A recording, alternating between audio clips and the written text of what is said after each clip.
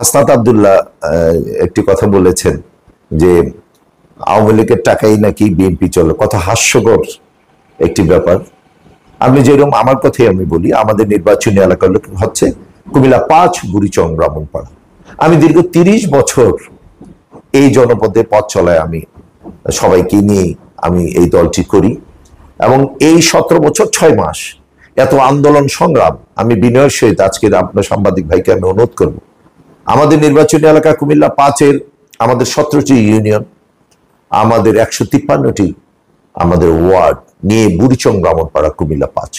আপনি দেখবেন আমরা কত সততার সাথে স্বচ্ছতার সাথে এই বুড়িচং ব্রাহ্মণপাড়া নিজের কষ্টার্জিত টাকা, আমি আল্লাহকে সাক্ষী রেখে বলতে চাই, যদি এই আমার নির্বাচনী এলাকার কথাই আমি বলছি, যে আমার এই নির্বাচনী এলাকায় যদি কোনো একটি ব্যক্তি দাঁড়িয়ে বলতে পারে যে এই ২ উপজেলা একটি শান্তিপ্রিয় উপজেলা, সেখানে কোনো রকম একটি অপকর্ম হয়েছে বা কোনো লোক আমার বিএনপির কোনো অঙ্গ সংগঠনের লোকজন কোনো চাঁদাবাজির সাথে জড়িত, সেই দিন আমি সাবেক মেম্বার সেক্রেটারি সেই দল থেকে আমি ইস্তফা দিব। আমি এটা চ্যালেঞ্জ করে বলছি।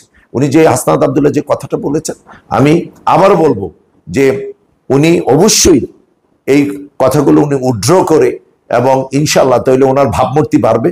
আর যদি উনি ওটা উড্র না করে তাহলে কিন্তু বাংলাদেশে আমি যেটা আবার বলছি, এই পর্যায়ে আবারও যে আন্দোলন হবে সে আন্দোলন আসলে কেউ লাগামের বাইরে চলে যাবে।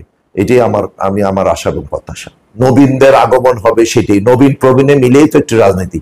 তারা নবীন এখন আসছে, তারা আপনার কি যে এবার যে পরবর্তীতে পর্যায়ে যে আবার যে আন্দোলন সংগ্রামী সর্বশেষে তাদের ভূমিকা ছিল না তা না, তাদের অবশ্যই সবাই মিলেই কিন্তু একটা ভূমিকায় এবং এই দেশের সাধারণ জনগণেরও সম্পৃক্ততা সেটাতে ছিল। ওই আন্দোলনে সবাই মিলেই কিন্তু এই স্বৈরাচার সরকারের পতন হয়েছে।